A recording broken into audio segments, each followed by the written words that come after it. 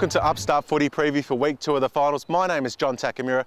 Unfortunately, our esteemed and fearless leader Ben Waterworth is unable to be with us this afternoon. He is on Rugby World Cup duty in New Zealand, but at short notice we've been able to bring in his protege. You've seen him before and he's here again, the good old Collingwood man himself, Liam Quinn. How are you, mate? Yeah, good, J-Tac. Big shoes and a lot of hair to fill today, but we'll give it our best shot. Week 2 of the final starts tonight at the MCG. Hawthorn up against Sydney in a knockout semi-final.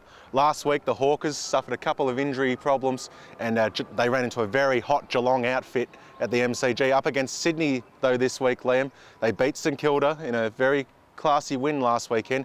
Can they win again?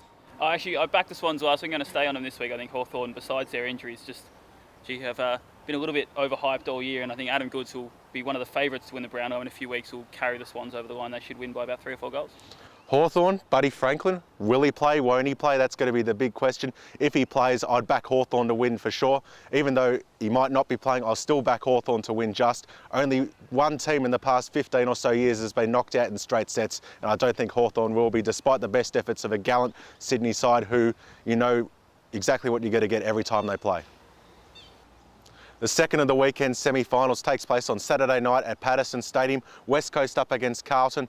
West Coast, very gallant last week against Collingwood, only going down by 20 points. They were very good in the first half, but Dean Cox's injury really cost them in the second half of the game. While Carlton, they got the monkey off their back. Brett Ratton got the monkey off his back with a solid victory over Essendon. They were very, very good, but they travel over to Perth. It's not easy. Liam, are the Eagles going to knock them over?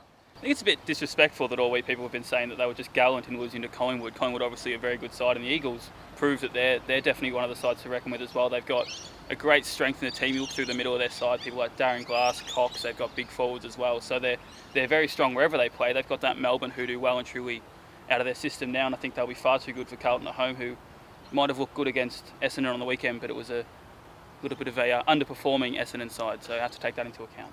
Both teams have a couple of injury worries. Dean Cox went off with a back spasm last week. Daniel Kerr also missed for the second week in a row. It'll be interesting to see if both those two players come back in. Well, for Carlton, Matthew Cruiser, I'd say he's still highly unlikely to play, and Bryce Gibbs is in real doubt with a shoulder injury.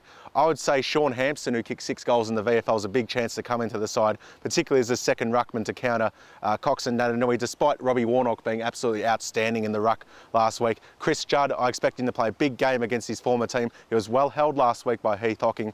Despite this though, I think West Coast at home should be too strong and go through to a preliminary final, and they'll win by 4 or 5 goals. Just a reminder that the winner of the Hawthorn v Sydney clash will play Collingwood in a preliminary final next weekend at the MCG, while Geelong awaits the winner of the West Coast v Carlton clash. That's all we've got time for this week on Upstart Footy Preview. Big thank you to Liam Quinn for coming in at such short notice. Thanks very much, Liam. That's right, J-Tac. More than happy to help out, and big thank you for wearing your leather jacket in the sunshine. No worries, mate. Also, thank you to all our listeners on bigfooty.com. We appreciate your support, and also to keep tuned into Upstart, the website for emerging journalists.